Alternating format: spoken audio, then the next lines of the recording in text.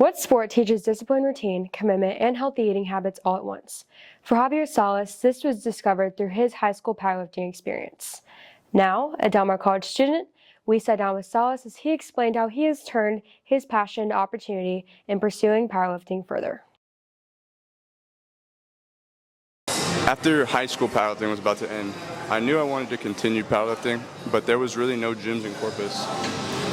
And so I think one day after one of our last meets for high school, on the way back home from some small town, I think I saw an ad on Instagram for Iron Class Gym. And I checked it out, and it was fairly new. And it was maybe like 3 or 4 months old. And so I checked it out, and 10 months later, here I am. Every day, every week. Javi was definitely an asset to the team from his freshman year.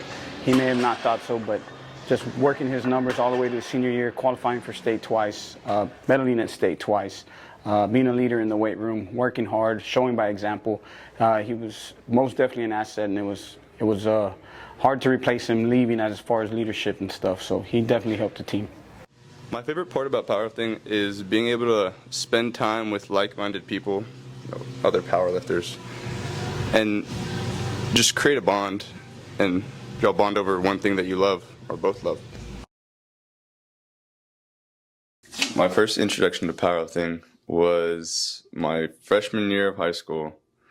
After football, one of our defensive line coaches, Coach Ramon, made me do powerlifting pretty much. I wasn't given an option. He just told me to do this and do that, and so I listened to him, and then now we're here 5 years later. So going into your first meet, were you nervous? Did it come naturally to you? Yeah, I was nervous, especially when I missed weight by half a pound when I first got there. So I had to find a way to lose the weight and make weight. But after that, it was pretty fun. And then you just have to learn to deal with the nervousness before every meet. And lose the weight, what were your methods of losing weight before a meet? I think the first meet where I had to lose weight, and the only meet, because after that I was done.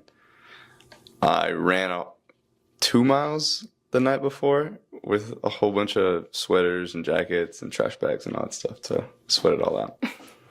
So one thing that's kind of controversial, I know, with girls, especially in powerlifting, is the fact that they feel the need that they need to starve themselves while they're doing it. So what would you say to that? Would you say that's a good method of dieting or cutting? Well, I don't think it's necessarily girls specifically.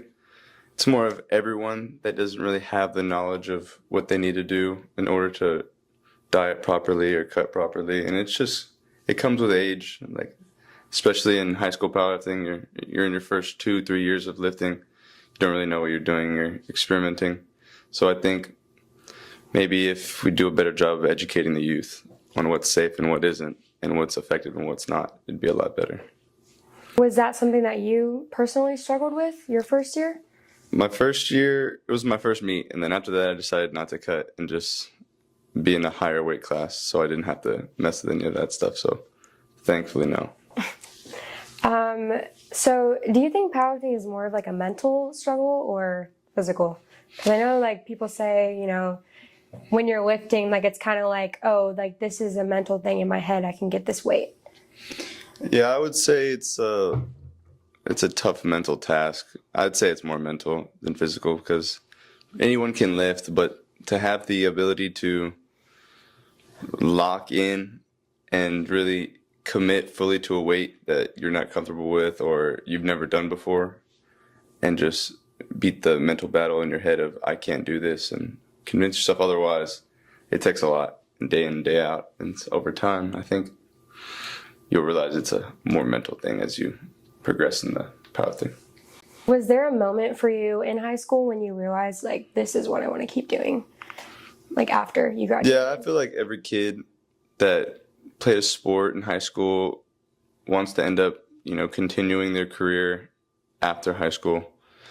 And powerlifting, thankfully, was one of those things to where you can do no matter how old you are, what age you are, what you're doing. You don't even have to go to school to do powerlifting, and you can still compete against other people.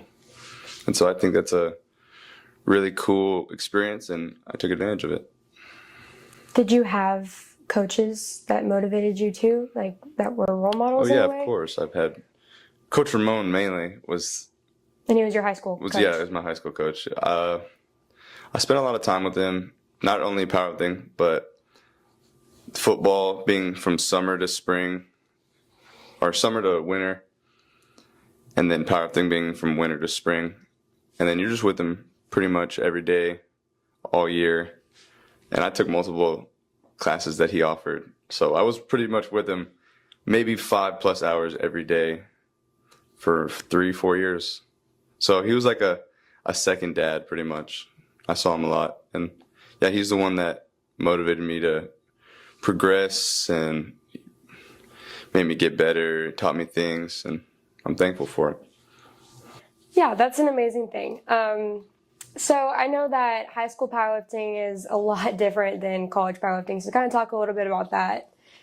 I think the main difference between college and high school powerlifting is in college you get the option between equipped, which is what you do in high school, or raw, which is what you're able to do. And then what is equipped powerlifting? Equipped, it's like you put on a suit pretty much, and that suit feels like trampoline material, and it's super stiff and it hurts, but it puts more weight on what you can actually do. It helps you, and that's what you have to do in Texas high school powerlifting. But when you move on after that, you have the option to do it in college, or you could do raw, which now raw is more popular. But originally, equipped was like the biggest out of them all. So I think that's the biggest difference. So with the equipped powerlifting, I know it does like help boost your numbers. There is a huge controversy out there. People might think it's even like cheating in a way. What would you say to that? I remember these conversations we'd have in high school with a whole bunch of people that saying that it was cheating, and I remember I used to defend it. No, it's not. But you know, as I got older and did more raw, and then I see these videos of people that, you know, don't really have the raw strength like other people, but they can do a lot more equipped. I think I don't want to say I lost my respect for it, but I think it doesn't take as much strength as it does like skill using the equipment. It's a lot more impressive to lift like 600 pounds raw than Yeah. Yeah. That's 100%. Do you think that it taught you like things that you can apply to your own life and as well, like not even just in the gym, like discipline or? Yeah, I think it taught you, or me, it taught me a lot of discipline and being able to just make it part of my daily schedule and just commit to something. Like you got to do it. There's no question about it. There's no way around it. It's just part of your day now. And so I think how it is now is every day, go to the gym, eat right, do my work, just being able to do it over and over and over and over and over again. I think that's one of the biggest things. Gives you a routine, gives you something to stay committed to. Do you plan to work out, maybe not powerlift, but like keep like this forever? Or Yeah, I don't really see myself not working out just for, you know, the health aspect of it. I want to stay healthy and fit. But it's always an option. The powerlifting, you know, like I said, you literally have the ability to do it up until you're like 90. There's age categories. There's 90-year-olds in powerlifting? Yeah, you could do, the age categories go 15 to 16, 14 to 15, 16 to 17, 18 to 19, and then 20 to 23, which is juniors, which is like the biggest, one of the biggest, and seniors, which is 24 to 30, and then you go to masters, which is like 40 to 50. And it just keeps going on. So there's categories for all ages. Yeah, you can literally do it at any point in your life. That's crazy to me. Wow, so maybe in a couple years we'll see you as a 90-year-old powerlifter. Maybe. I don't think I'll be doing it. Wait, so when's your next meet? You're doing like the American powerlifting, or what are you in currently? The federation I used to be a part of in high school was THSPA, but now you can't do that anymore, obviously, because it's Texas High School Powerlifting. I'm in the USAPL, United States Powerlifting Association. I think I'm going to do a meet next month. I think it's April 27th, the Iron Triathlon in San Antonio. And then after that, maybe take a break, not from powerlifting, but from competing. And then I have USAPL Nationals in September in Salt Lake City, Utah. And what are your projected numbers? Do you know off the top of your head? I couldn't even tell you myself. Right now, things are feeling good, and so we're Feeling confident. we're growing at a rapid rate. Let's just say that. Just to give people like an estimate though, like what are you lifting right now? Right now, I'm squatting around 510. Like I've done 505 and it moved pretty good.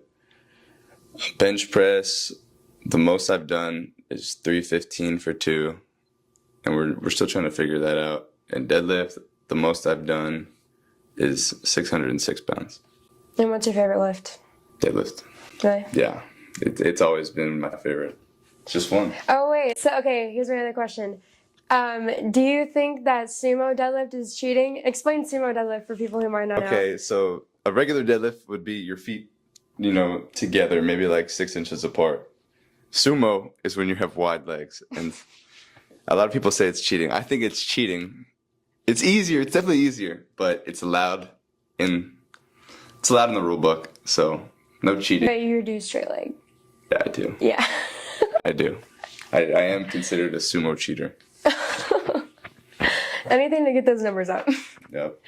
Anyway, okay.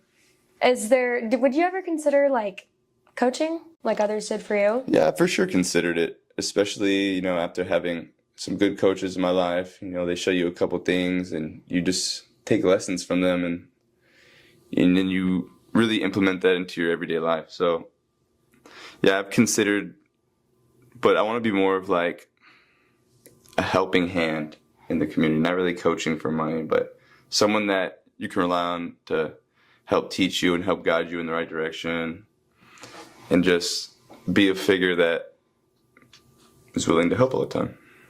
So yeah. And finally, what would you say to beginners who are in where you were, like just starting out, first meet? What would be your biggest advice to them?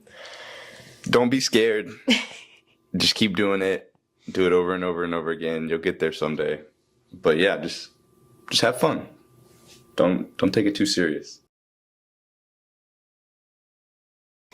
Thank you, Javi, for telling us about your personal powerlifting experience. As always, I'm your host, Aubrey Kern, Editor-in-Chief of the Foghorn News, telling you to stay tuned for the next episode.